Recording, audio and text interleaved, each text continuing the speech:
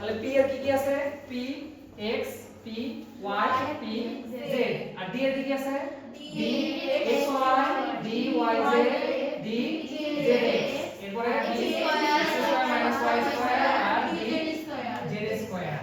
আচ্ছা এদেরকে বলা হয় নন অ্যাক্সিয়াল সেট। কি বলা হয় নন অ্যাক্সিয়াল সেট।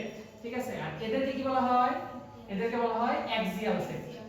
ঠিক আছে অ্যাক্সিয়াল সেট। তাহলে অ্যাক্সিয়ালের অপর নাম কি অ্যাক্সিয়ালের অপর নাম হলো ইজি সেট মনে রাখবা ইজি সেট। আর এটা হলো T2G সেট।